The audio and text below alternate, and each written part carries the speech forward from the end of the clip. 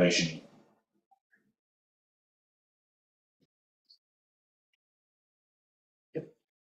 Confirm, Chairman. Thank you.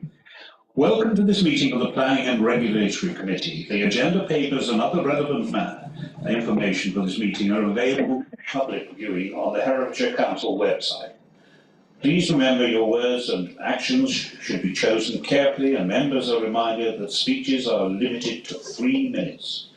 The Council is streaming this meeting live on the Herefordshire Council YouTube channel and also making a recording. The recording will be available via the Council's website shortly after the meeting has concluded. Other attendees are permitted to film, photograph and record the meeting, provided that it does not disrupt the business of the meeting. If you do not wish to be filmed or photographed, please identify yourself so that anyone who intends to record the meeting can be made aware. To ensure that recording quality is maintained, could members speak as clearly as possible and keep background noise to a minimum, and ensure that mobile phones and other devices are turned to silent. Welcome to all those in attendance. I'll now ask Mr. Withers to introduce all the officers concerned this morning. Thank you, Councillor James. My name is Simon Withers. I'm the Development Manager for the Planning Department and will be providing planning advice to the committee as necessary this morning.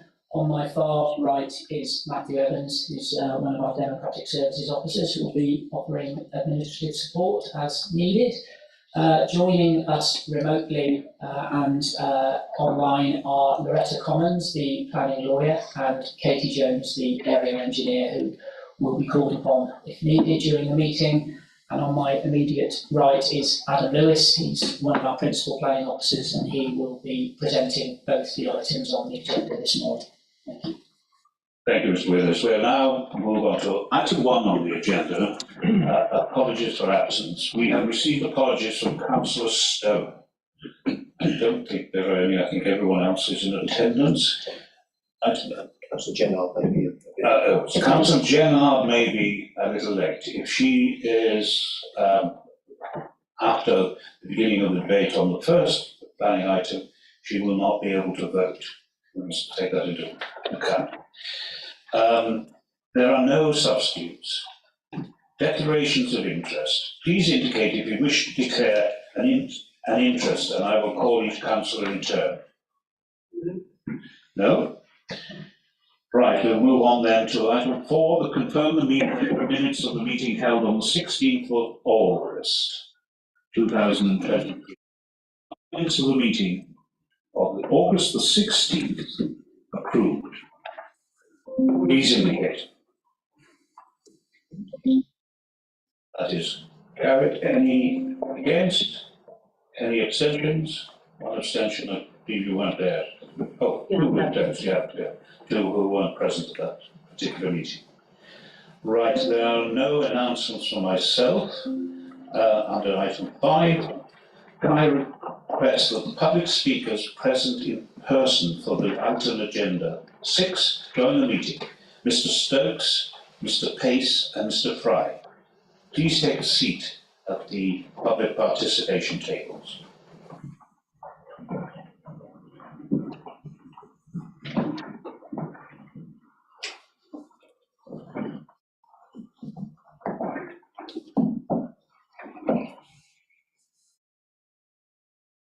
Good morning, and I welcome you to the meeting. And I will call you to speak following the officer's presentation on the application. We'll move now on to the application. The item in front of us is the Turnpike Caravan Park, Pembridge, Herefordshire. Proposed extension of the Turnpike Traveller site. Mr. Lewis, your presentation, please. Thank you, Chair. Good morning, everyone. Good morning, members. Thank you all to those who came out yesterday and enjoyed the site visits in the sunshine. I hope they were useful. This application is referred to the committee on the basis that the council is the applicant as well as on the grounds of public interest. It relates to establish sites on Evans Turnpike around a mile from north of Cambridge, which provides pictures for members of the Gypsy and Traveller community. The application is made in full and seeks permission for the extension of the site on the agricultural land to the east to provide an additional 4 pitches. As is customary, it's indicated by the red star on the map above. Next slide, please.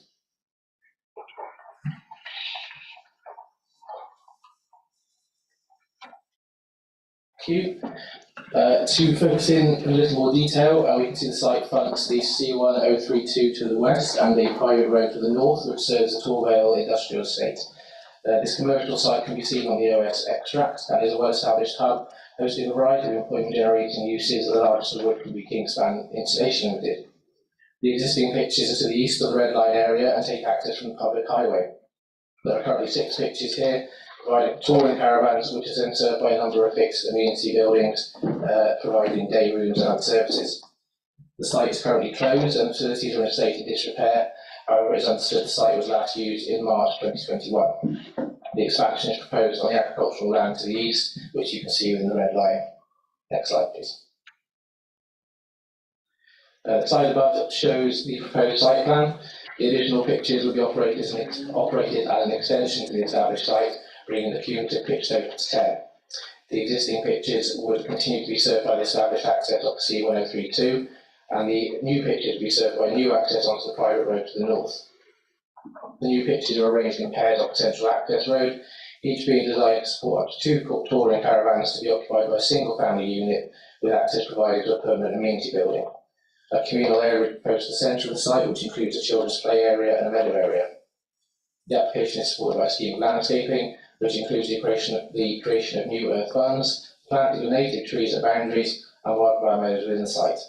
There are 2 new package treatment plants also proposed, one to replace the existing systems serving the 6 pitches to the front of the site, and another new one to serve the 4 pitches that are proposed by this application.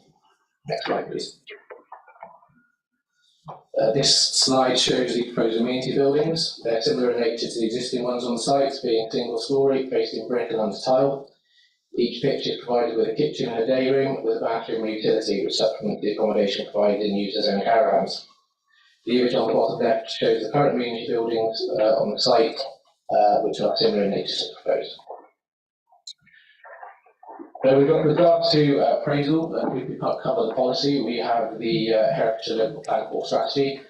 We also have the Travellers Site Development Plan document, which I will hereafter refer to as the DPD, and the Peregrine Neighbourhood Development Plan, which I'll refer to as the NDP.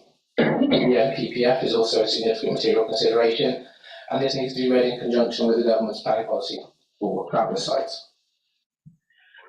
Members will perhaps be more familiar with the requirement on the LPA to maintain a 5-year supply of deliverable housing land, or in a similar way, a similar requirement exists in terms of identifying a 5-year supply of travellers' pitches to meet local needs.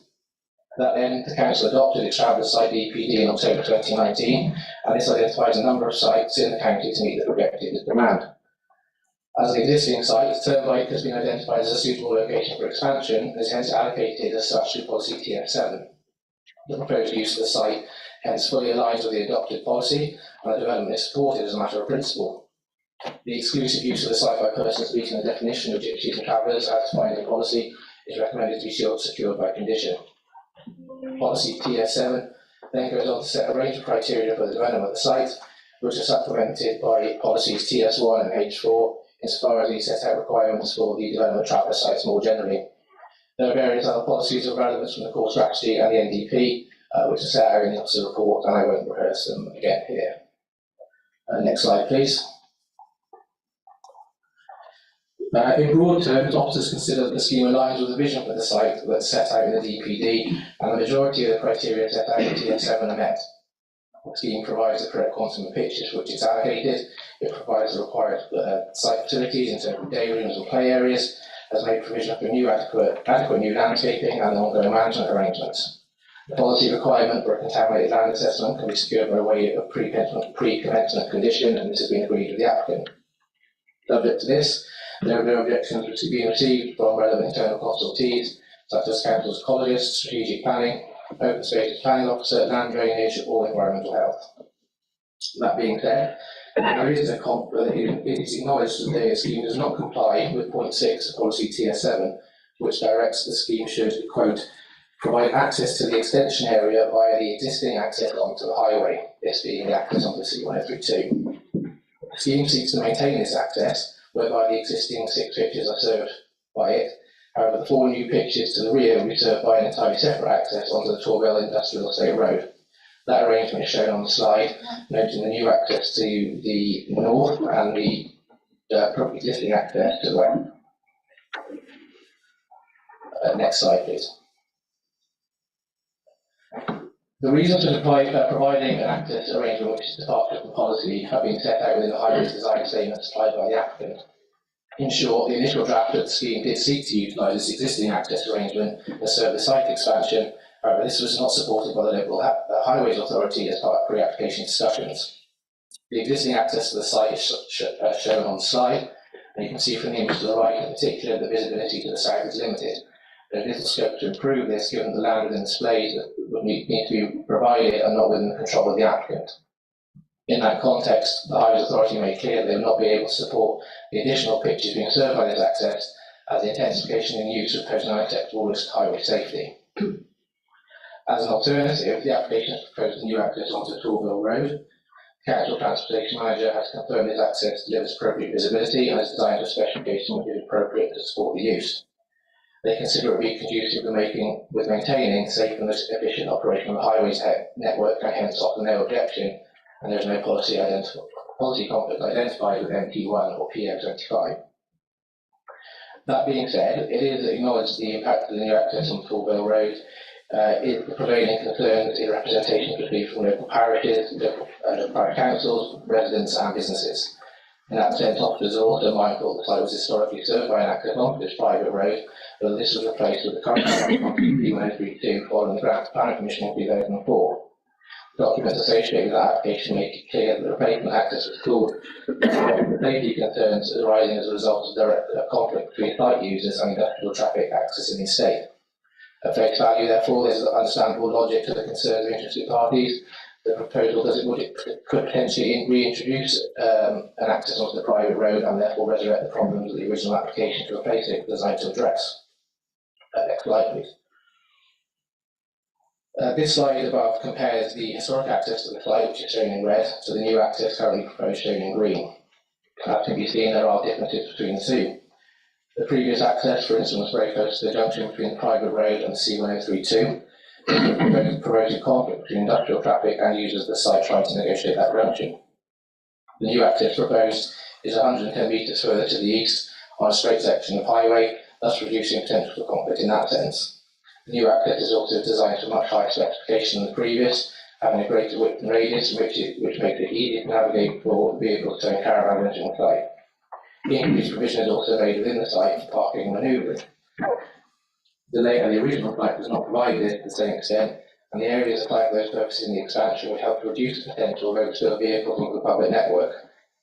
It is also noted that during the site visit yesterday, concerns were raised about the risk of children playing in the highway. However, a site expansion would help to reduce that potential by providing a new dedicated play area within the confines of the site itself, again something which the existing site is lacking. Any residual conflict, potential for conflict between users and industrial traffic can be further mitigated by a site management plan. And following our discussions on site yesterday, if members saw it fit to attach to recommend petitioner to seek additional fencing along site frontage, that would be appropriate. Next slide, please. This slide just shows the access points again, indicating the approximate location of the original and the proposed access points, seeing their differing positions relative to the junction with our main highway, which is where this road is taken from. So when we take all the preceding factors into account, officers are satisfied that there's no unacceptable risk the scheme would lead to repeat of issues that have occurred in the past. The new access has been designed to a standard which complies with relevant requirements, and there's no reason to suggest it would lead to conflict with industrial traffic, provided it is used correctly, which members must assume would be the case. To summarise, therefore, officers are of the view that the proposal delivers a satisfactory access point to the highway network. There tends no conflict with the highway safety orientated policies of the plan. There is conflict with TS7 in the sense the expansion is not served by the existing site arrangement, and the tension with this policy must be weighed in the planning balance by members. Next slide, please. To briefly summarise wider issues, as set out in the officer report, the site is currently agricultural land. However, as can be seen by the image above, the character of the area is heavily influenced by the industrial estate to the rear. Subject to new landscaping measures, officers do not consider the scheme would harm the landscape character of the landscape, and there's hence no policy of conflict flagged here. In terms of ecological value, features of interest like the mature oak in the corner and other trees are retained. These will be protected by condition. There's a limited loss of hedgerow associated with the new access, but this can adequately be compensated for with new planting. Beyond this, the site is a relatively low value grassland, and the council's ecologist is satisfied that there will be no adverse impact on protected species. Conditions are recommended to secure a scheme of ecological enhancement. With regards to local amenity, the site does not have any close residential neighbours who would be liable to be detrimentally impacted. It is noted that concerns have been raised in local representations regarding the manner in which the site may have been used and managed in the past, such as antisocial behaviour and litter.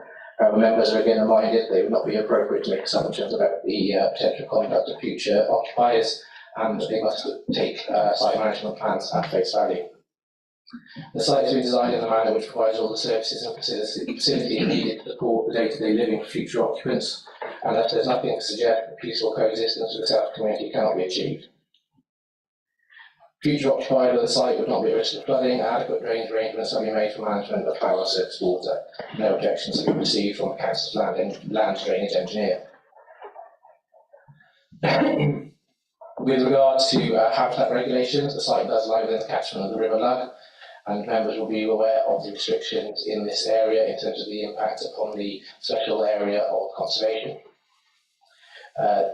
Since 2019, we've been unable to approve new developments unless they can be shown to demonstrate nutrient neutrality. The scheme here would achieve this by facilitating the upgrade of the ageing wastewater treatment plant that serves the existing pitches. The current system has a relatively high nutrient output. However, it is lawful and its ongoing operation can form a legal baseline against which the proposed development can be assessed. As such, it's proposed to replace the existing system with a newer and more efficient one, which has a significantly lower phosphate export. A second system of the same specification will then be installed to manage foul water from the 4 new pitches. Taken together, these measures mean that the post-development scenario would result in a lower phosphate export into the River Lug catchment than the current, reducing export from the sites into the Lug by approximately 3.6 kilos a year. The scheme therefore represents clear betterment to the catchment, and the council's ecologist has completed an appropriate assessment which confirms this. Actually, they confirm they have no objections to this arrangement.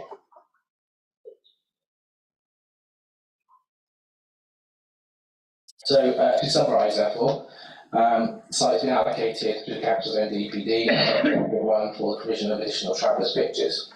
Principal development is hence supported, and the scheme will contribute to maintaining the required supply of pitches for gypsies and travellers. In terms of specific details of the proposal, the scheme broadly aligns with the vision for the site as laid down in policy TS7. However, it is acknowledged there is conflict with this policy insofar as the vehicle access to new pitches is not provided by the highway. For the reasons set out above, set out in this presentation, however, officers do not consider it would be appropriate to pursue a strict compliance with this policy on this occasion. To do so would promote an intensification in use of substandard access and would thus be detrimental to highway safety. The potential for harm in this regard is a significant material consideration. The scheme has provided an alternative arrangement onto the private highway to the north, which ensures that safe access can be achieved to the satisfaction of the local highways authority. It therefore accords with the general highway safety requirements set out in the wide policies of the development plan. With that in mind, officers consider the departure from policy is justified here, and the technical conflict with policy TS 7.6 does not outweigh the benefits of the scheme or justify permission being refused. So considered as a whole, the scheme is regarded as being representative of sustainable development, and approval is recommended accordingly. Thank you. Mr. Smithers, do you want to give an update? Chairman, before handing over, I just wanted to draw councillors' attention to the schedule of written updates, just to make clear that there's some additional comments therein relating to site management and the provision of electric vehicle charging points, which has been received from the applicant.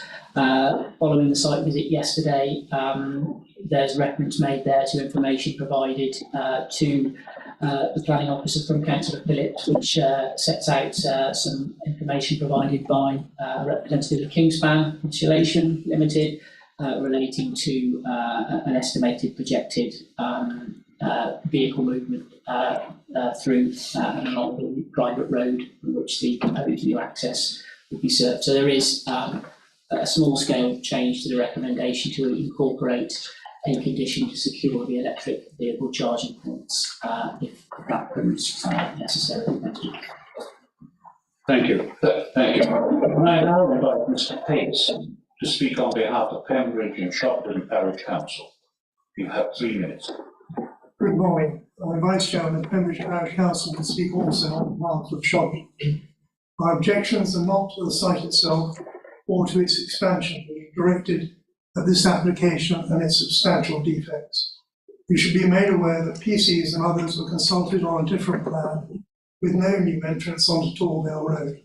We warned then of the need to seal the site from heavy traffic, as was done in 2004, with a changed entrance to the present location. The proposal before you was changed prior to submission without reference to the parties previously consulted.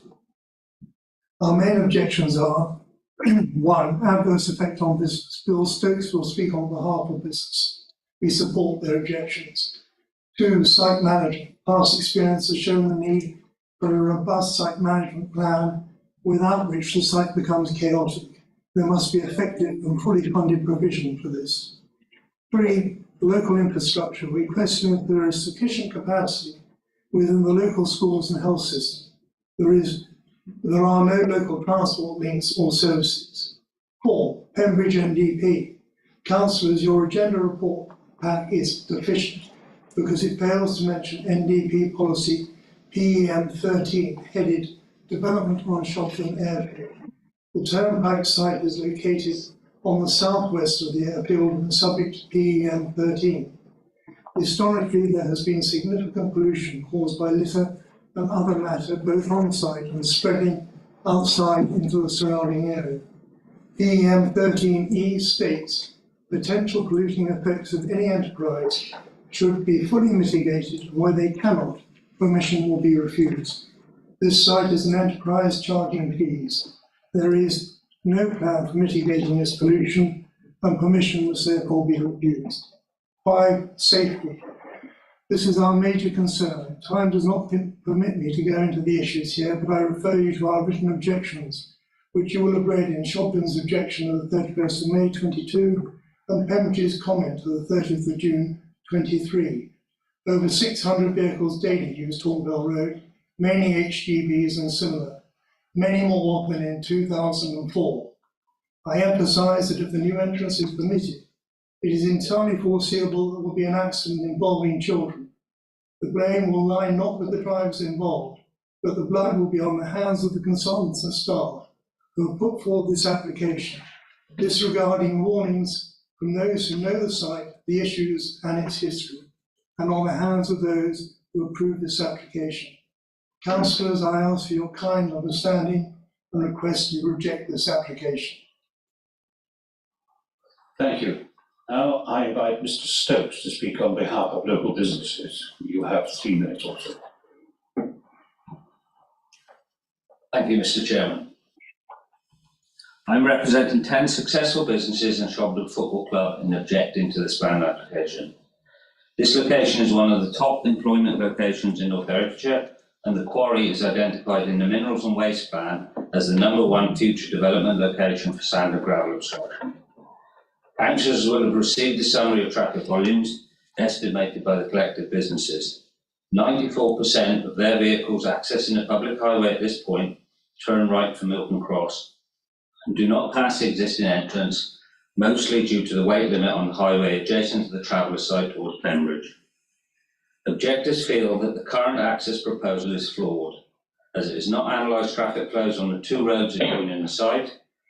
It is acknowledged that the existing entrance is unsafe, and we were advised at an on-site meeting that an alternative access directly onto the C1032 was briefly identified, but not analysed in detail. This lack of rigour has been further compounded by Herefordshire Council Highway team not assessing the proposal during consultation due to its connection to a private road. Does Herefordshire Council not have a duty of care as part of the development to upgrade access for all residents to a safe level? Is the existing entrance if the existing entrance has been identified otherwise. A large part of the existing access not being safe is due to the lack of visibility. This is in large part due to a lack of maintenance of the existing landscaping. Herefordshire Council should revise the access on the C1032, which would require the long overdue landscape maintenance of the site, not only benefiting the existing and proposed pitches, but also improving the industrial site access visibility without increasing risks. It is understood that the Herefordshire Council retained the right of access from the field to the private road following the break-up of the smallholding estate. However, the proposed access is 40 metres west of the existing field entrance, closer to a bend on the access road. In order to stop the historical illegal parking issues, the access road was bordered by a soil bund approximately 900 millimetres high. This currently has a further 600 millimetres of vegetation. As this is not in the applicant's land, it would not be possible for the applicant to maintain the visibility displays, which are no higher than 600 millimetres in the item 6.27 of the officer's report, proposed condition 6. PX7 requires a safe vehicular and pedestrian access. The lack of pedestrian provision from the proposed new entrance to the public highway infers the lack of Hereford Council control over the soil bund and will result in residents walking in the highway. It has previously been agreed between the businesses and the Herefordshire Council to deter access from the traveller site onto the private road. This previously resulted in stopping up of one entrance in 2004 and a security fence along that boundary. If a resident or particular child I'm sorry, Mr. Stokes, I'm on my final line. Okay. It could be very quick. No problem. If a resident or particular child is struck by a vehicle on the access road, it will likely be an employee of or a visitor to one of the objector's premises. As such, we all object in the strongest possible terms to the proposed entrance, as it's not safe, it's not the safest of all the possible options, and it's not in accordance with PS7. Thank you. A very long last sentence. Having put up to Mr. Fry, the applicant project to speak in support of the application. You'll have 3 minutes. Good morning. This submission is made on behalf of Herefordshire Council to deliver the planned extension of the Turnpike Traveller site. The proposal is for the creation of 4 new family pitches with a play area, natural landscaping and a new foul drainage system. In addition to the creation of enhanced habitat, the proposal also reduces the phosphate discharge of the site by more than half. This expansion, which forms part of the local plan, also brings forward the modernisation of the existing site. This supports the delivery of pitches to encourage the gypsy and traveller community to utilise designated sites. The process to develop this proposal has involved a great deal of pre-application discussion with the Council's planning department, parish council, local stakeholders and technical consultants. Further to this, the project management team has worked closely with property services to ensure that the facilities provided cater for the needs of future residents.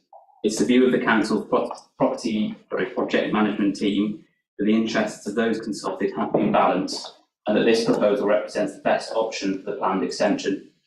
Efforts have been made to utilise the existing access, however there are inadequate visibility space to the south to accommodate the planned extension. Discussions were commenced with the adjacent landowner with aims to purchase an area of ground to increase the width of the verge. However, an agreement could not be reached and alternative viable options have had to be considered. Following a request to do so, the project management team have considered the possibility of issuing a compulsory purchase order to take ownership of the land required to create suitable visibility space. As a principle, compulsory purchase is only considered appropriate as a last resort and when there is a compelling case that it's in the public interest. The project team do not believe that such an order is in the public interest or that it meets the criteria for a last resort solution, and having taken advice from the Council's legal advisors, have concluded that no compelling case exists for the order due to an alternative access being available. Consideration has been given to the relocating of the existing access further to the north in order to achieve the required visibility display. However, to do so would require the demolition of 2 existing plots. The disproportionate capital cost to deliver the net gain of only 2 pitches, along with the loss of future rental income from the lost 2 pitches, would render the scheme financially unviable. Similarly, seeking to rebuild the lost 2 pitches elsewhere on the site whilst maintaining levels of rental income would result in disproportionate capital costs to build 6 pitches whilst delivering a net gain of only 4. The Highways Department has confirmed that the proposed new access is safe and have raised no objection. An existing lawful package treatment system is quick to be replaced with 2 new biological treatment plants. These new systems reduce the phosphate discharge from the site as a whole by more than half. This is a positive result, as this reinforces that new development can be progressed whilst bringing forward significant phosphate reductions.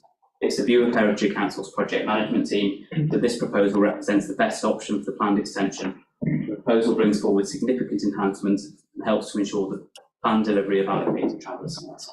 Thank you.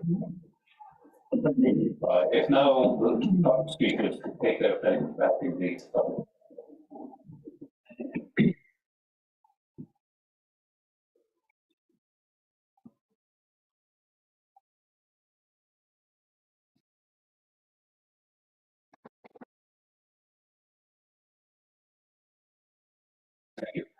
the Councillor Roger Phillips is the ward member.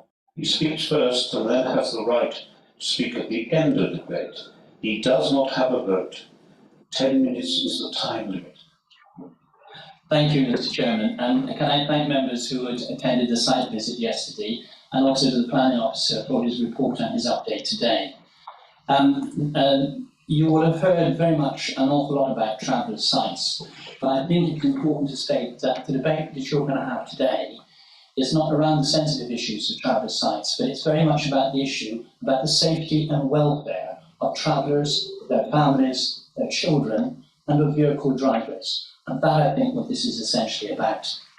I would ask you to turn in the report to 6.8, paragraph 6.8, and the diagram that's there, which was a part of one of the screenshots that we saw. You will notice, of course, the green is the indicated new entrance onto the private road, and the red entrance, which was previously the original entrance onto that road. And in the bottom left corner, you can see in the design where the existing access is. You can see that the left-hand side, rough third, is the existing 6 sites, and the remaining 2/3 will be the 4 new sites. It's important to remember that that private road used to belong to Herefordshire Council and was a public highway prior to 2004. But as the officer indicated, it was stopped up and the new entrance was opened on the grounds of safety. And as the officer has admitted in his verbal report today, there is a potential to resurrect that issue. And it was done on the grounds of safety of the residents that were there and for the drivers. And you saw the secure fence that was placed to make it virtually impossible to go from the site onto that road. The existing entrance, strangely, though suitable and capable for the entrance for the original 6, and continues to be, is not apparently suitable for the extra 4, which is quite bizarre. You have heard this ridiculous conversation about why we should have a CPO order to get ground on the left, when we own the applicant owns all the land that fronts the CO3 2 and can easily move north up that way. There were pre-application talks about another design which had the access onto that council highway rather than the private road. They were changed behind the backs of us all, and then that was submitted. In his letter yesterday, the operations manager of Kingspan, which is one of the largest employers in Herefordshire, says the only entrance to Turnpike site should be off the main C1032, where all HGV movements coming down the private road will not go past that entrance, as they are restricted because of the already restrictions and will have to turn right. That makes sense. The report that was sent, unfortunately, does not all reach you, and was taken from all the businesses. Now, I asked you all very kindly, I think you all followed me, to go down the road, down to the Shobden football ground and come back up.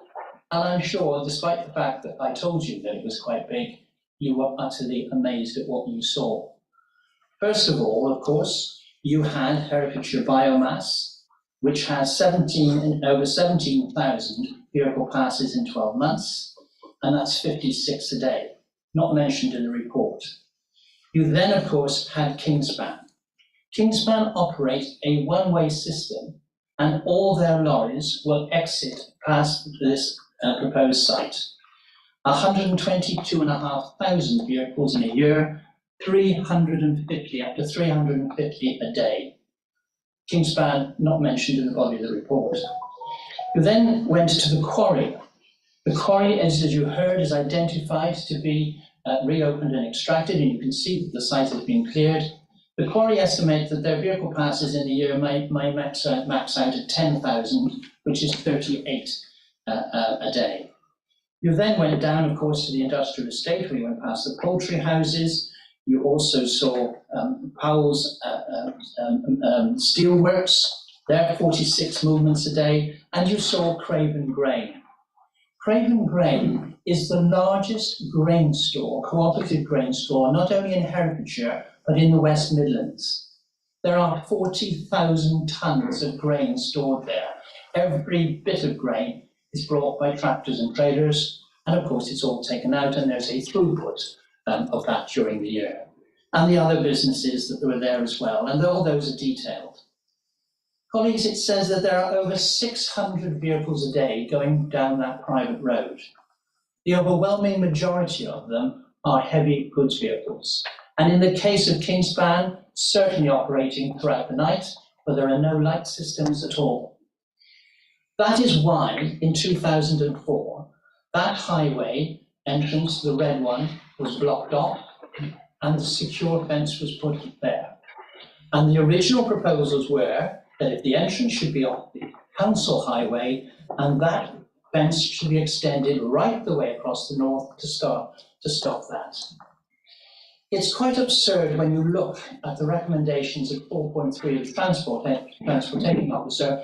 He notes that the access relies on a connection to a private road. It falls outside the jurisdiction of the local highway authority, so he's made no reference to the highway safety whatsoever. That surely cannot be right. To that end, I'm saying to you today that what the applicant should be doing is to look at the site again, and should actually do a different layout, which was similar to the original plan, which has one entrance and a more constructive layout. I would say to you today, from what you have seen, that you should reject this application, and you should do so using policy H4 on travellers' sites, section 3, which promotes an integrated coexistence between the site and the local community, and that it should avoid pressure on the local infrastructure and services. I also suggest that the highway safety policy of M21 should be used as rejection, and also policy SD1, which refers to the safeguarding the residential amenity of existing and proposed residents. I also believe that it is in conflict with Pembridge Neighbourhood Plan Policy 13, particularly sections A, which refer to the amenity of nearby residents being adversely affected, and that in this case would be businesses, and also, of course, section E, which has already been referred to, and noting that it conflicts with policy TS7. On those recommendations, colleagues, I put to you today that this should be refused.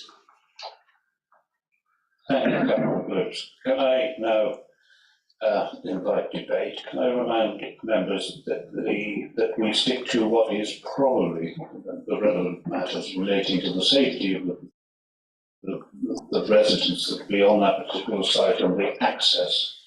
I think those are the strong points at which we need to hold on. Can I now invite debate? No? No. Okay, thank you. I don't know what we'd do without you. Thank you. Thank you, Mr. Chairman. I thank Councillor Phillips for his extremely full and concise presentation this morning, and for the magical mystery tour at the end. For those of us who don't know, it's actually quite enlightening to go through that site. Now, as I understand it, as a statutory authority, we are obliged to provide travellers' sites within the county. I don't know whether this will take us up to the maximum or not. I'm sure someone can advise me on that. But looking at it as a member of this committee, I think we'd be hard pressed to find a more suitable location for a traveller's site. Normally, when we are asked to debate these matters, they're normally popped up in a residential area, so we won't go into that. But this particular site, the local residents, we've just got this enormous industrial site. These matters are always emotive, and a lot of pressure on members to come up with a decision on this, which makes it particularly difficult for us. Pembridge Parish Council have made strong representations. It's mostly regarding the potential for serious traffic collisions along that private road. Now, that private road is particularly straight in both directions as you were to exit that proposed entrance. The visibility displays, well, there's no problem, you can see forever. And the only advantage, I suppose, of having an entrance there is that traffic toing and froing from the industrial site, they're large vehicles and they travel slowly. Now, the other road, C1032, which is where the existing site entrance is, I'm wondering, now that's quite a fast road, as we spotted yesterday when we were standing there. I wonder how many accidents had happened there in the past. Although the site is now closed, it must have been open for a few years. I wonder if there were any accidents. We haven't heard of any. But so I think, using the argument that there might be accidents involving children, if we allow this, I think, as far as I'm concerned, doesn't hold water. There's also concerns of litter. Now, that's always going to be a problem. But we have a management team, Herefordshire Council officers, who are employed to look at travellers' sites. That will be in their remit to make sure that the litter bins, etc., are put away once the bin men have been round. And that shouldn't be beyond their abilities to supervise this site. So at the moment, unless anyone else has other arguments, I don't see a major problem with recommending approval for this application.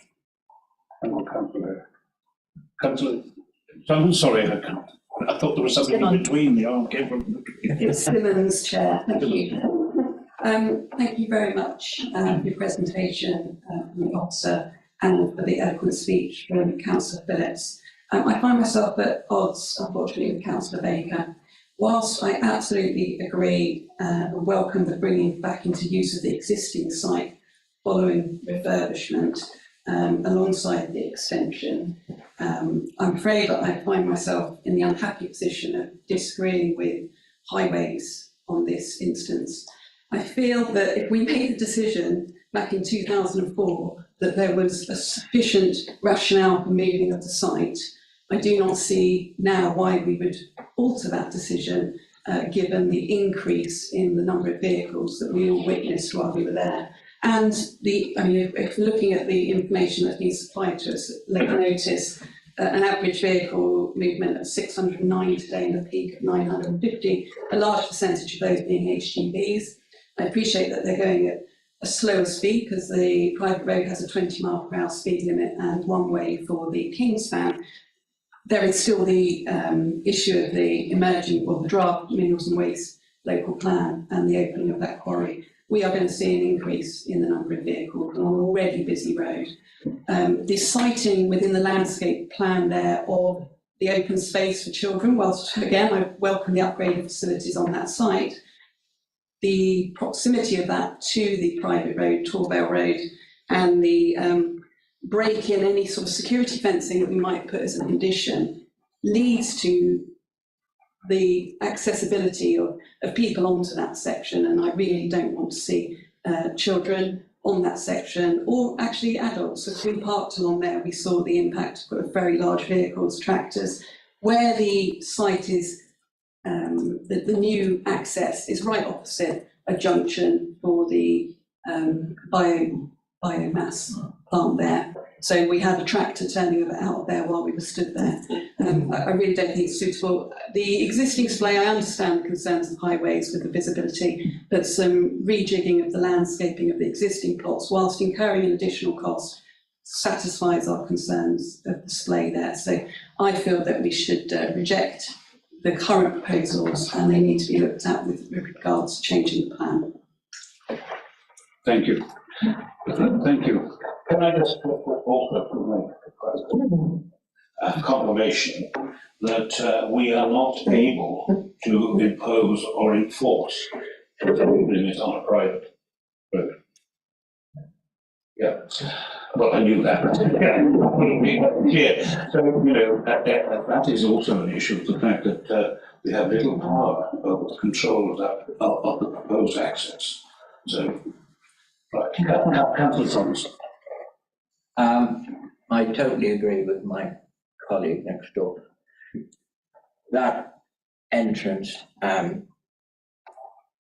in Markton Green, right opposite the bio entrance, is quite frankly ludicrous. And I don't really know where highways, thought that one up. There's no doubt that the existing entrance is going to be used for the existing pitches.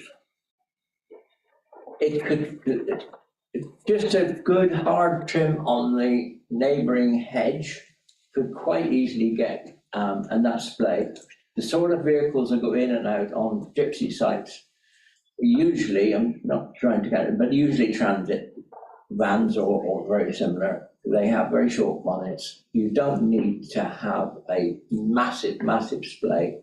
And I totally agree. The danger of children going out onto the private road, I think we will have blood on our hands if we do not reject it. So I would totally agree with my colleague, and I would move for rejection. Okay, there was another person, Councillor Andrews.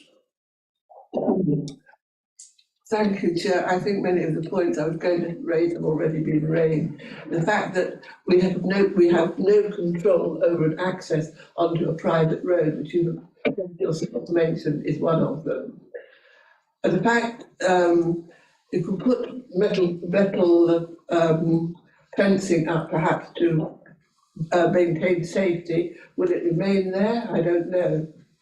But I have to feel that the original access could be improved a little and would serve quite well for any additional caravan points. Thank you. Another speaker, Councillor Hamlin. Thank you, Chair.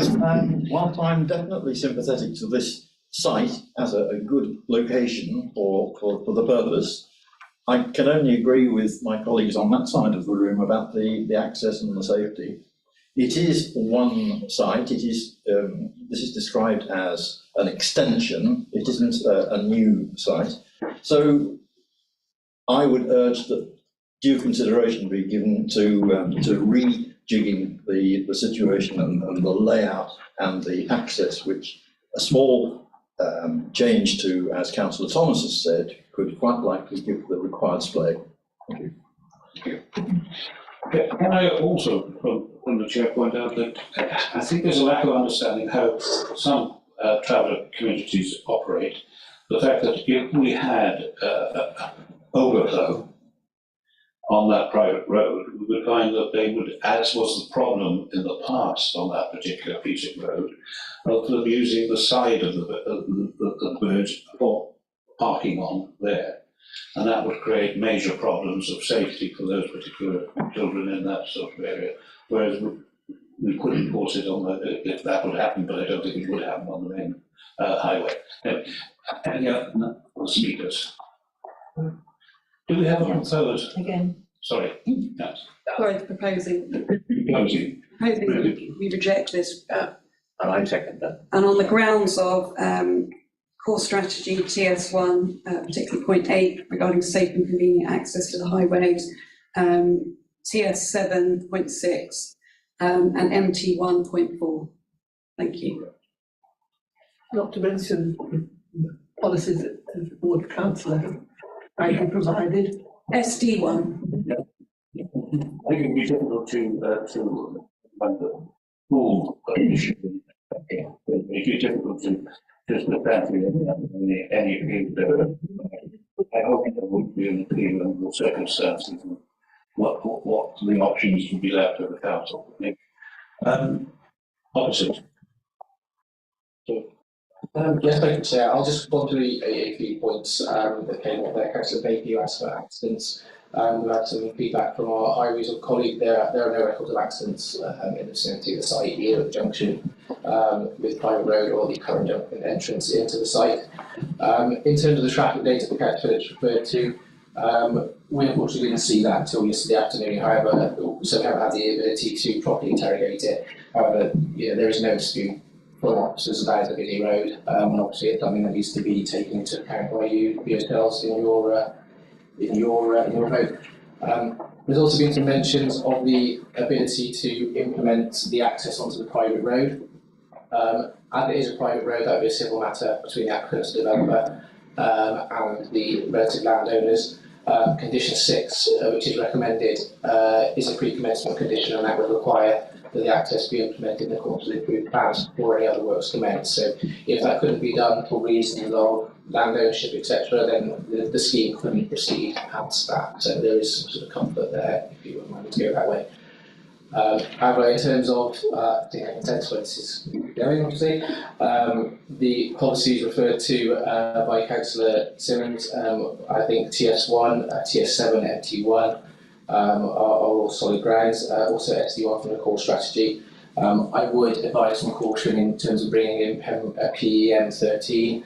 That is a business-orientated employment policy relating to Shobden Airfield. Officers don't consider the site to be part of Shobden Airfield industrial area, and also the use class in planning terms would be a residential one rather than a business operation. So it would be slightly overreaching. Officers could need to bring that policy into your reasons. Thank you. Thank you. Right, we have proposal seconder. We have the local member to finally the summer. No, I re-echo the comments that the planning officer said. I'm sort of confident that you have seen the points that have been raised by the community and myself. As I said, these are sensitive issues, travel sites, but you can see that the reason for the objections are very genuine. It's not about the principle of the expansion of the site, it's about the safety of it. Thank you. Thank you. And now we move on to the vote. Can I have those in favour of the moved recommendation for refusal based on the reasons outlined? Those in favour of that resolution?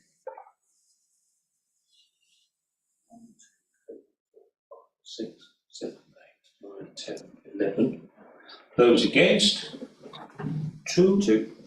Abstentions? None. Oh, no, one Mr. Gentleman who was late arriving and would explain would not be able to vote if she hadn't been present for the whole of the debate. Hopefully she'll be here for the rest of the next item. Right, we'll move for a short brief break. Can I ask members to be very brief? I don't want to get into my car at the end of this meeting with roasting. Because it's going to be the hottest day. Yeah.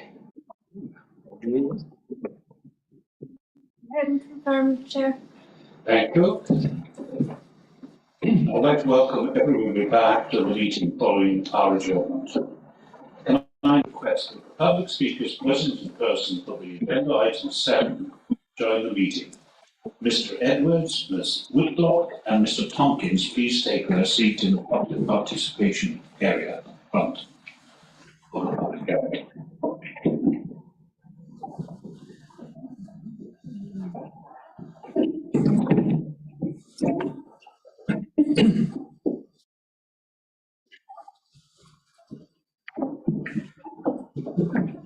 Good morning, and I welcome you to the meeting. I will call you to speak following the presentation of the applications. Application number 7. The application before us concerns the Balance Common Titley, Keaton, Herefordshire.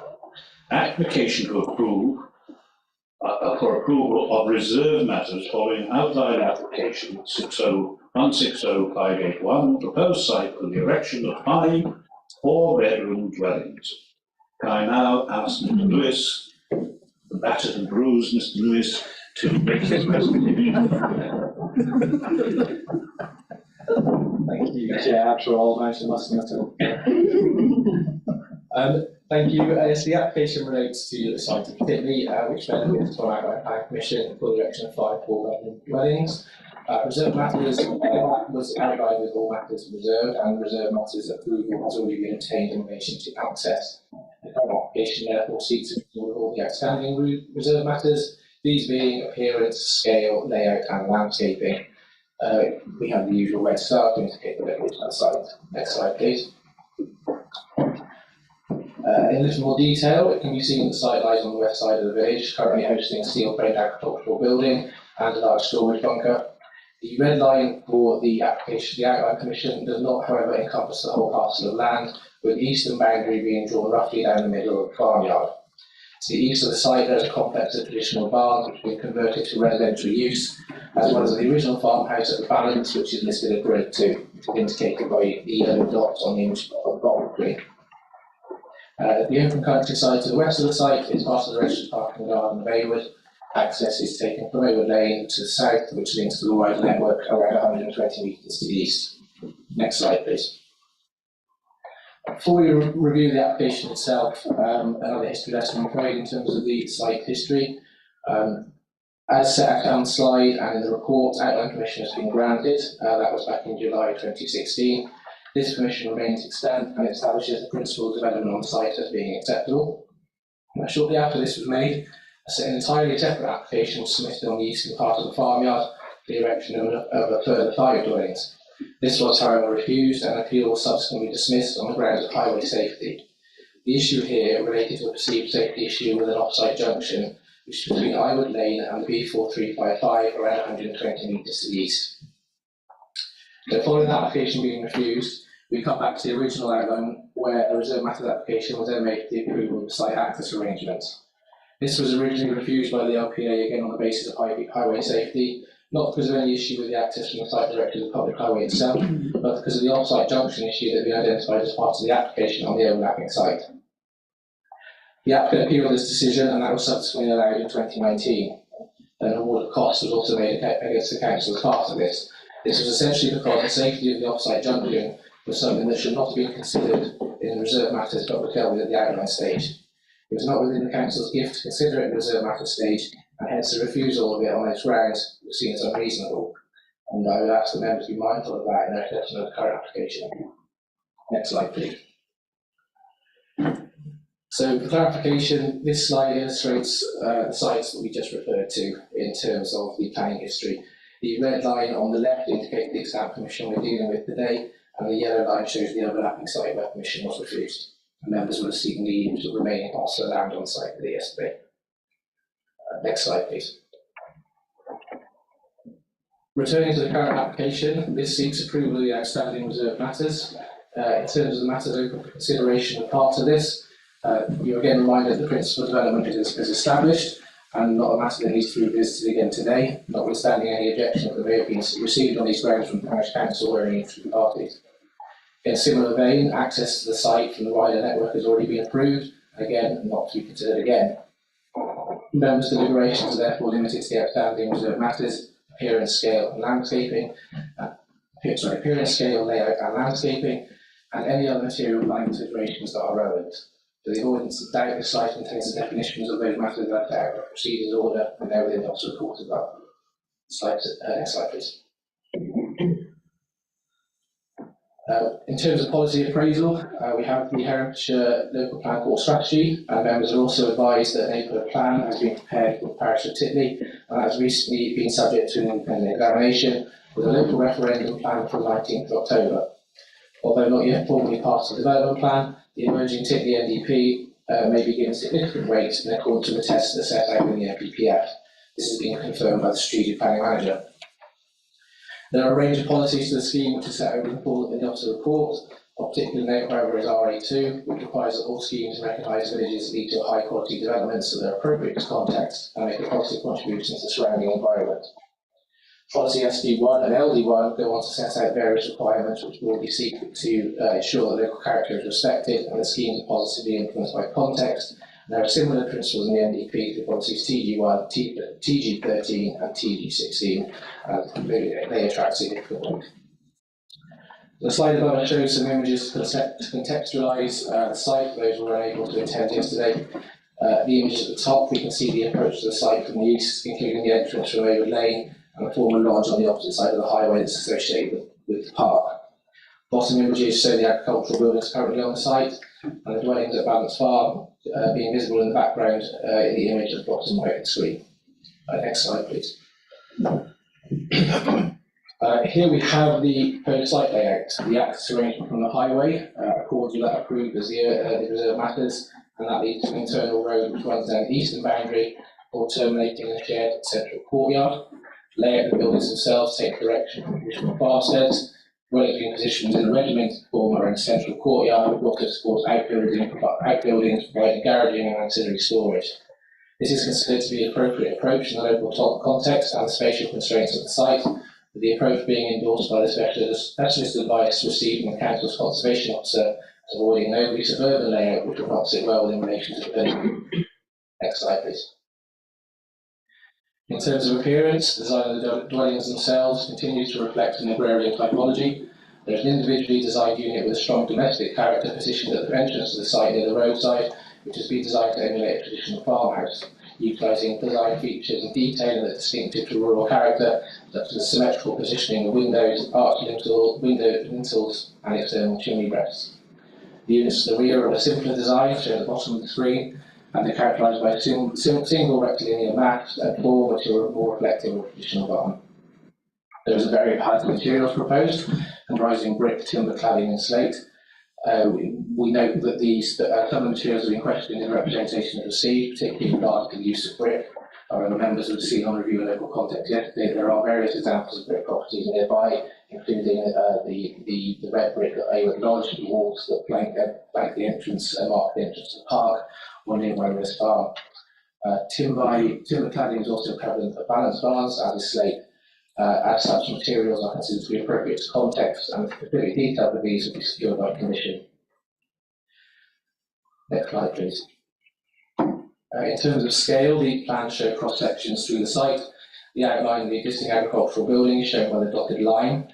The new dwellings do slightly exceed this, but are considered to be broadly comparable to it and not out of keeping with surrounding context. It is noted that concerns have been raised locally regarding the scale of the dwelling, in the sense that they provide 4 bedrooms that do not reflect the locally identified need for smaller dwellings. Whilst it may be the case that local data does call for smaller units, the size of the dwellings was fixed as part of the outline, inherently fixed as part of the development description approved at the outline stage, which reads site for the erection of 5 4-bedroom dwellings.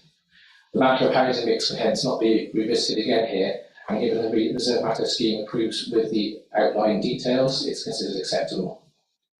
It's also considered that the reserve matter scheme has been designed in a manner that ensures good standards of amenity can be achieved, both existing and future residents.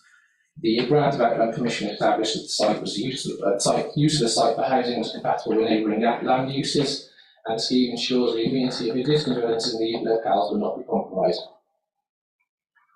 Next slide, please. With regard to landscaping, it's highlighted the scheme has been amended as part of the application process, the key change being that the established belt of trees and the earth embankment to the west of the site has been retained.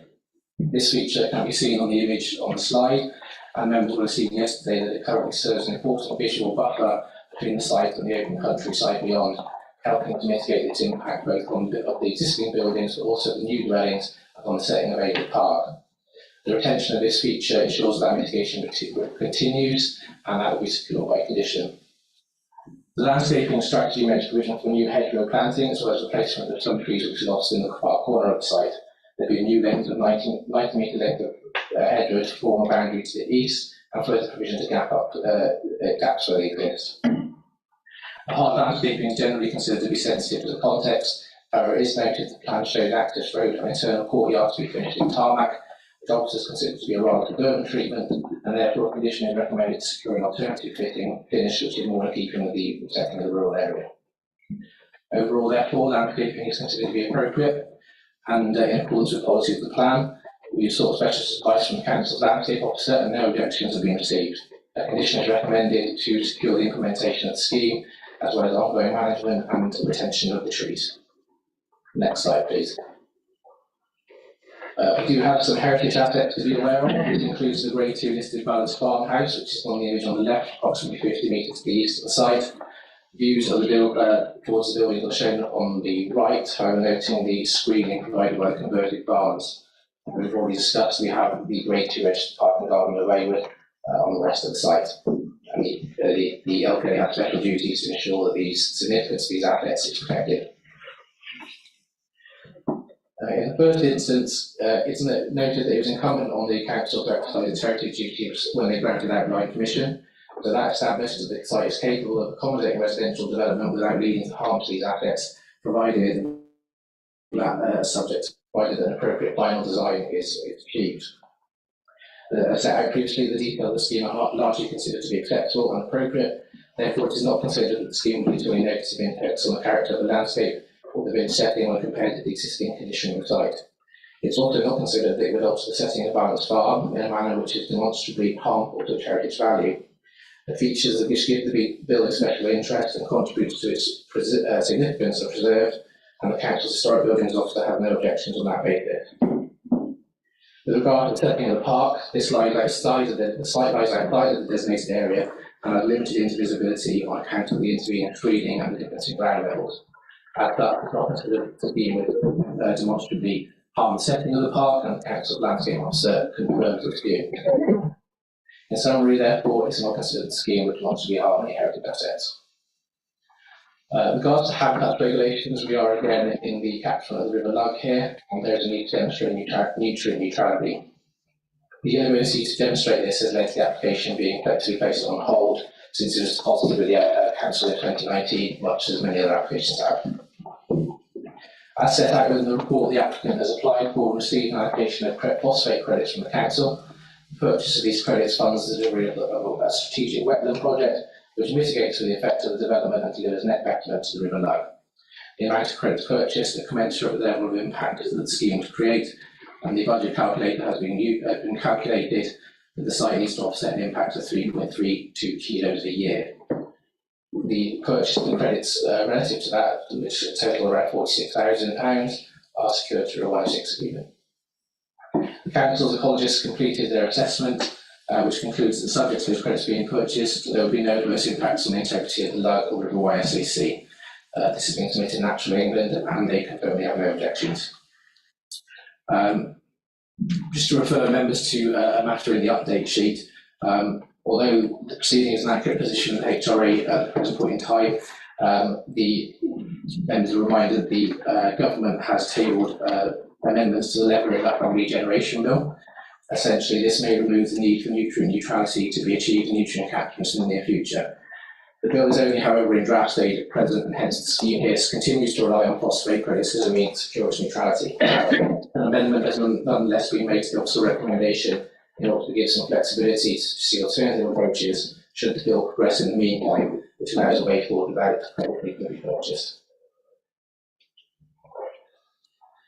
Just to cover off a few other matters that have been raised in some of the representations. There have been comments in relation to site drainage arrangements. However, in this sense, the Outline Commission established that foul water will be managed through connection to a main sewer, and the surface water will be managed through the use of soakways, and those are secured by conditions 8 and 9 attached to the outline. With regards to protected species, an ecology support was again supplied in with the outline, and condition 5 requires the implementation of the mitigation measures set out within that. It also requires that development be overseen by an ecologist and a scheme of habitat protection enhancement measures be supplied to the LPA prior to the commencement of development. That condition will need to be fulfilled before development begins, and subject to this, we can be satisfied that the council's duties with regards to protected species are met. CAPCA has also completed the council's climate change checklist and indicates that the scheme will seek to provide solar panels, air source heat pumps, and charging points for electric vehicles, which align with the measures that are sought through policy SD1 and SD2 and through the NDP in TG1 and TG11. Conditions are recommended to secure the specific details of those. So in summary, the site here benefits from outline planning permission. approval having already been obtained in relation to reserve matters of access. The application of 4 members seeks approval of the reserve matters of appearance, scale, layout and landscaping.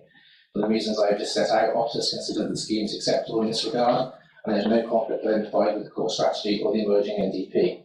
No objections have been received from any technical consultancy. Although not on the reserve matter per se, council have an overarching duty under the habitat regulations to ensure there be no adverse impact on the protected sites, and the scheme achieves that through the purchase of state credits.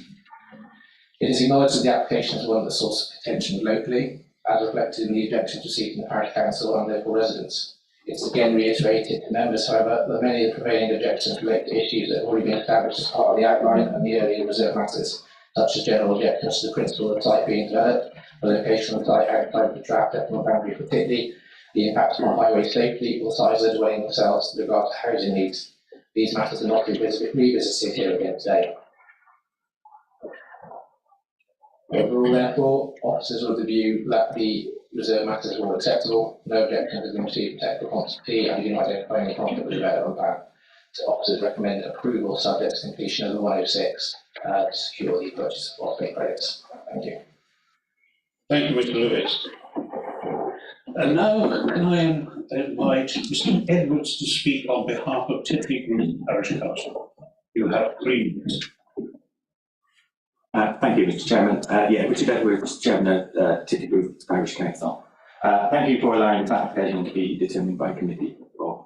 Obviously, there remains very strong opposition within the Titley community. The failure of the referendum in 2019 was, in the Parish Council's opinion, solely due to the examiner including this site within our settlement boundary. The reserve matters application has again resulted in over 40 objections on the planning portal from our community. The Titley Group NDP achieved its proportionate growth target without this application and looks to allocate more to sustainable housing that respects the settlement character and housing needs. Policy TG5 from our neighbourhood development plan. Back in 2016, the outline planning for 5 4-bedroom houses was passed whilst Hereford Council did not have a 5-year housing supply. When the Parish Council complained about this decision, we were told that the scheme need not be for 4-bedroom houses and market forces would dictate. 7 years on, however, we are left with a decision that neither respects Hereford Council's own policies on rural development, nor our own NDP that requires houses to be of the size and type to meet local requirements. Furthermore, our NDP considers that this proposal is harmful to both the village settlement pattern and the heritage asset of Awood Park and Garden. We would seek to maintain a separation from the park to the rest of the village, a position supported by Hereford and Worcester Gardens Trust. The proposed houses' ridgeline will be higher than the existing barn. This and their character will make them highly visible from the surrounding walking trails, and again in conflict with our own NDP. The use of red brick is not in keeping with the local vernacular, particularly in respect of traditional farmyards. I cannot think of a single example. The example that they use there, the Rulus, only one side of the Rulus has red brick, and the surrounding barns are all in stone. Nothing predominates in brick. They are all stone, again in conflict with our NDP policies requiring developments appropriate in scale and keeping with the established character. The plans themselves provide no pedestrian access out of the site. There is no footpath on Awood Lane and no way of safely crossing the B425 to gain access to all the village facilities, the village hall, the pub, church, etc. That junction, as we said before, has already been deemed dangerous. I think having no pedestrian access, this would be particularly a problem for vulnerable or disabled residents who might want to buy these houses.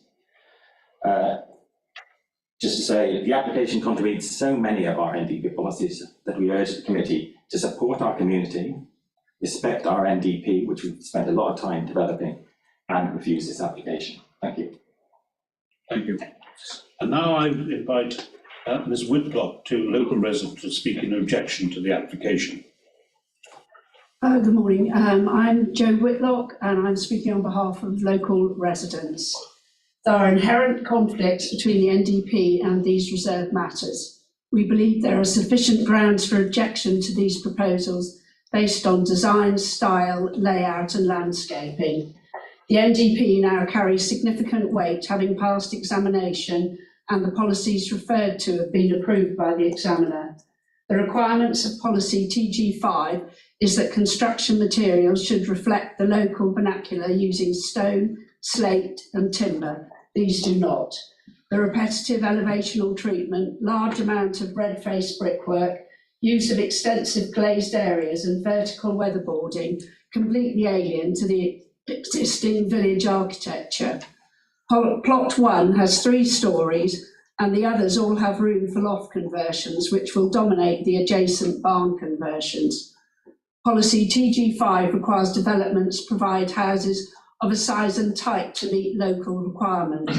The NDP identified a need for affordable 2 and 3 bedroom houses to meet local needs. This is an enclave of 5 4-bedroom houses. Even more significant, policy TG5 requires proposals that fit with a sustainable future, including design, energy and water conservation, sustainable construction materials and the generation of renewable energy. There is no mention of renewable energy in the entire planning document. The design and planning statements were submitted in 2019 and have not been updated to reflect the current climate crisis or the requirements of the NDP. The committee should be aware that in the face of so much opposition, outline permission was granted under delegated powers, wrongly classified as brownfield, with a superficial traffic report that made no mention of the dangerous junction of Aywood Lane and the B4355.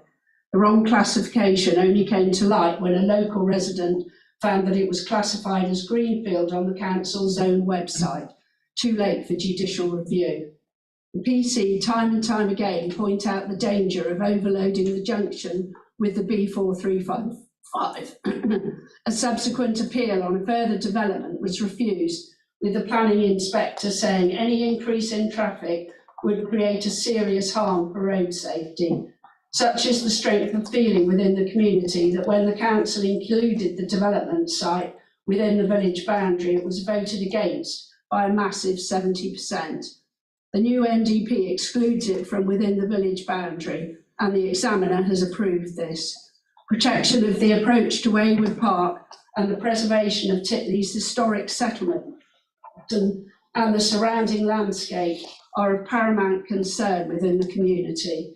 If the principle of outline planning permission cannot be challenged, there is much that can be refused with a request for a more sensitive and sustainable reserve matters. Thank you. Development. Just 1 second. The map that matches the character of Titley and the aspirations of the local community. Thank you. And now I ask Mr. Tompkins to speak on behalf of the applicant. Thank you, Chair. Good morning, members. The application was submitted in 2019. Determination has been delayed for 4 years by the moratorium relating to phosphate levels in the River Lough. The applicant is pleased that the matter is now addressed through the purchasing of credits relating to the wetland scheme, which offsets the phosphate impact of the proposal. The principle of development at the site is already agreed by the issuing of the Outline Planning Permission in 2016, and the Outline Planning Permission also agreed housing mix. Access arrangements were approved for a subsequent reserve matters application, which was allowed on appeal. This application therefore relates to remaining reserve matters only, which are appearance, landscaping, layout and scale. In the applicant's view, the most important influences on the scheme design are the setting of balanced barns, a traditional range of barn conversions adjacent to the site, which the officer showed under the yellow dot on his slide, the setting of the nearby historic park, and the site's location at the edge of the settlement. The proposal comprises a farmhouse-style dwelling at site access, the 4 other buildings laid out around a central courtyard, along with their external outbuilding. Building designs are heavily influenced by traditional agricultural development, which often occupies similar locations at the edge of settlements in northwest Herefordshire, including balanced barns and timber. Proposed buildings are simple plan form and traditional gable profile. Building materials comprise a mix of red brick and weatherboarding, picking up on materials in the village and the wider area. The result is, in the applicant's view, a scheme which sits comfortably on the edge of the village, providing a visually pleasing aspect of the village as viewed from the west and north. Proposed design ensures the character of the adjacent barn conversions and historic park is upheld too. These views are shared by a conservation officer landscape officer and planning officer, all of whom acknowledge that the scheme is of a quality which upholds the character of the environment. The proposal also includes a robust response to climate change in proposing a fabric-first approach to development with a high-performing thermal envelope, on-site generation in the form of solar panels and air source heat pumps, and provision of electric charging points. These provisions were made following the declaration of a climate emergency by the Council in 2020 after the submission of the application. The applicant is pleased to see the inclusion of a condition in your officer's report recommending the delivery of the proposed sustainable energy package. In conclusion, the applicant considers the Reserve Matters application to deliver a scheme which preserves the setting of the village and heritage assets and responds to climate change. The applicant hopes that you are able to support the application. Thank you very much. Thank you. I now ask the public speakers to go to their.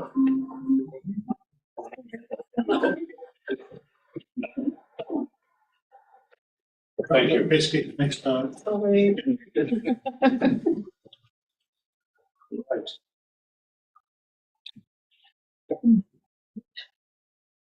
Thank you. We'll now move on to the local member, who is Councillor Phillips, who will speak. He has 10 minutes.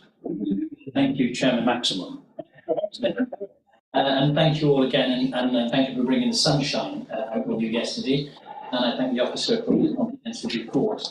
As you can see from the report and from what you've heard today, there is a considerable, shall I say, untidy background to all of this. But the two important factors to recognise is that what we're dealing with today is only the appearance, scale, layout and landscape. Those other issues are very sensitive issues, but this is all that we can deal with today. And of course, the second issue is that the current state of the Titley neighbourhood plan has now reached significant weight. With only the referendum to go, it has passed the inspector's test, he has approved it, and so therefore it is a significant planning document. When you saw these sites, you will recognise where it sat yesterday, and there is concern, of course, about the development, and particularly about its relationship to its neighbouring properties, and how the proposed 5 4-bedroom houses complement or compete against the neighbouring barn conversions. There is concern amongst the community that the design and scale do not reflect the actual substantive farmstead of the balance and that their barn conversions, particularly with the predominance of brick. And that's particularly true of plot 1, which is very imposing and of course has a very, very large facing position. It does tend to conflict with policy TG5, which says that it should respect the settlement character and be shown to be of a size and type to meet local requirements. The scale of plot 1 is very important because, of course, that is this one that you will see very distinctively. Policy TG13 regards landscape, and in that policy in the neighbourhood plan, it says very clearly that proposals should protect and enhance the valued landscape in ways that secure positive landscape and visual impacts, particularly with regards to sight lines from the Mortimer's Trail, Herefordshire Trail, Titley Loop and Awood Lane. And also, of course, in its approach to Awood Park, which is a Grade 2 listed park. There is concern that the boundary on the western side, which of course has been the subject of a revised conservation talks, is still a clumsy array of conifers and overgrown tree line on the edge. And given the significance of the Grade 2 listed park, probably needs something with a little bit more conformity and longevity. The other issue of conflict is on policy TG16 on design. There are concerns that the development should achieve a high quality of design by respecting the character of the adjoining development and the wider landscape, having regard to siting, scale, height, massing, and details of materials. You will, of course, recognise the conflict that's been coming forward with regard to the excessive use of brick which is not natural to Titley. There is, of course, the lodge opposite, but the lodge opposite is very much of a type of building that says what it is as an entrance to the old historic park. And Rulus is about the only other brick house that there is in Titley, because there was a lot of local quarrying. Plot 1 in particular is 3 stories and is 1 metre higher than the existing large agricultural building. And there is concern that that size and scale and reliance on brick in a very urbanised look is in conflict with those local neighbourhood planning policies. It is a regret that we're here today, and in all honesty, there needs to be a more proactive and positive dialogue between the applicant, between the community and the parish council on taking forward this site, which would probably do something better on scale, design and matching local needs. Chairman, I think the policies of TG5, TG13 and TG16 are clearly reasons that you may consider to object to the application. Thank you. Thank you, Councillor Lewis. I'll now invite debate. Members? Councillor Andrews. Thank you. As has been said, we can only comment on the proposed design. The principle of development has been accepted. And I must say, I thought the red brick design to me seemed to be totally suburban, totally out of keeping with a rural area. I don't know what farmhouses they're commenting on that are built of red brick. I've yet to see one. Well, I would suggest that this application be deferred so that a better design, more appropriate to its surroundings, comes in for this site. Thank you, Councillor Andrews. Any other speakers? That's all right.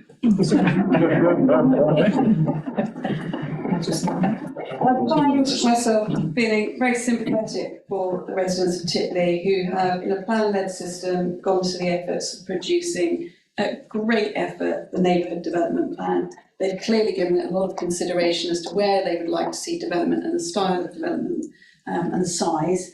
As we have said though, we have to accept the principle of development on the site generated by the outline consent, and for it being 4-bedroom houses of number of 5.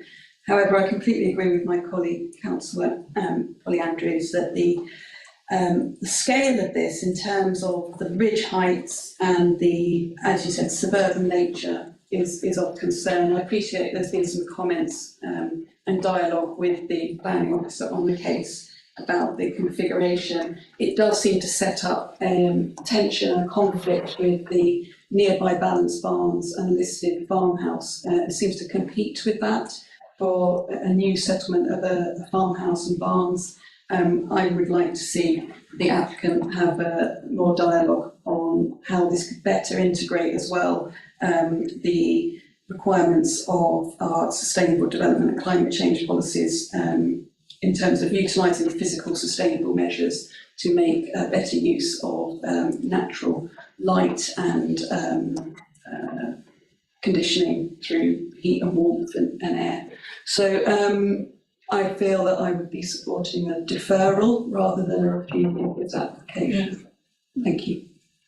Right. Other speakers, please. Councillor Baker. Thank you, Chairman. This is certainly an ugly site that's crying out for some sort of development, but of course the new neighbourhood development plan doesn't want development there because it sits outside the settlement boundary. But of course it now benefits from outline permission for development. So it's a tricky situation. The design of the dwellings they're not particularly unattractive.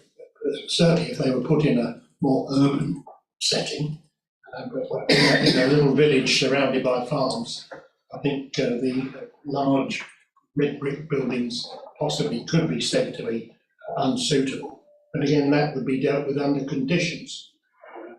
Its site scale and appearance, I'd imagine that the conditions could be changed to change the red brick to stone wouldn't be something that would be impossible. I think if we refuse this, it will certainly go to appeal again. There's been 2 appeals already. I think the planning inspectorate probably getting a bit fed up with it. I always try to support neighbourhood development plans, and I think this one has just about got there.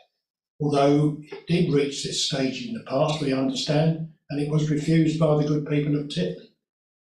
Now, would they do that again? If they did, then this matter will come before us once again. But I think at the moment we've got to be realistic and say that this neighbourhood development plan is virtually set in stone. And with that in mind, I can't, in due conscience, I can't support the recommendation, unfortunately.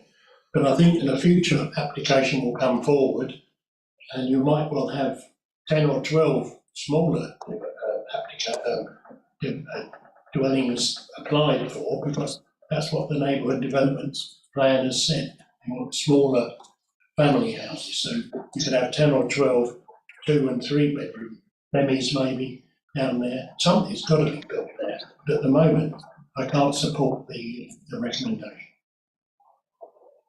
Thank you. Thank you, Councillor Baker. Just to make this clear, the fact that there's a new development plan probably coming into operation in October doesn't mean that would nullify the existing planning permission which is there. So that's slightly academic, unfortunately. Yeah. Unfortunately, so we can't take regard because the principle is there. Councillor Thomas, sorry. Unfortunately, through reasons beyond my control, we didn't get there yesterday, but I do know Titley. I certainly know all the buildings around the Stag at Titley. I've read the local plan devised by the parish council several times. And I have to say that I am in full sympathy with them and full agreement with them that these buildings, the principle we've got, they're going to be there, but I think that they need to go back to the drawing board and get something which is far more suitable for the village, which can easily be done. It's only a case of stone face rather than brick face, and probably more timber. So I agree with my 2 neighbours here. I would propose really a deferment so that this gives a bit of time to get sorted out rather than recusal. But and we're allowed to do that. Yeah, I can. I'm not sure. Is anyone else due to speak? Is there anyone else should speak? No, right. So yeah, trying to wrap that debate up before Councillor Phillips comes in again. I can see clearly councillors have, I think, given the applicant confidence in terms of the principle of development, accepting that it's a difficult thing for the local community to take in terms of the progression of their NDP. But unfortunately, the outline planning permission does trump that, and so it's a material consideration that we give more weight to, I'm afraid, than the status of the NDP at this moment in time. But clearly, I think councillors have, in the course of that debate, given the applicant who's in the room a flavour, should we say, of what might be found acceptable, references to sort of overall height, certainly to the use of materials, potentially to looking at the layout in terms of making a better use of potentially more passive solar gains, although I have to accept, I think we have to acknowledge that the site's a bit of a constrained one in that regard, and clearly we can't be exceeding the red line that's obviously established the principle. I am personally, I'm drawn to a deferral to give the opportunity for the applicant to consider those, and I'm content that council have understood the point regarding the principle of development having been very clearly established. Thank you, Councillor. I now call upon the local members to somehow bear in mind the. Well, yes, I can quite see which way this is going. I'd referred to the previous comments I made, that there does need to be a dialogue between the applicant community and the parish council on taking this site forward. And that needs to be about scale, design, potentially reflecting local need, and all these aspects. It is a sensitive site. There needs to be compromise on all parts to resolve it. And I appreciate that the committee has given that rather than given a firm determination, which either we go for one side or the other. So, yeah, I think you've probably made the right decision under the circumstances. I think Mr. Withers wants to make a clarification. Just a quick point, and really just to manage expectations in the event that we're considering a revised application in the future, as well as the principle. I think the committee have understood that the outline permission confirms that we're talking about 4-bedroom units. And whilst I hear the comments about trying to reflect local needs, I think again that is very much aligned in the stand that needs to be understood in terms of any further negotiations that take place. But they could alter it. They could alter it, but I was going to say that the principle of those discussions, they could alter it from 4-bedroom to some other array. That they could, but our ability to. No, the baseline is there. I understand that, but there could be. We would not have the ability to I want to ensure, Chair, that if we're having, there is dialogue, there is an understanding of the flexibility within that dialogue. Okay, Councillor. A quick query, will any altered or newly presented application be necessarily brought to the committee? Yes, I think under the circumstances. Under circumstances, yes.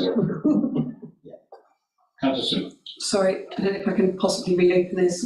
Just thinking about the views from the Mortimer Trail and lighting and making sure that there's any conditions related to any future application related to lighting. I think that could be when we come back. Thank you.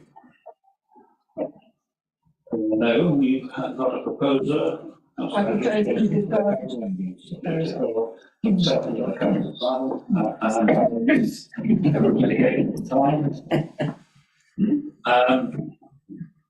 Those in favour of the recommendation.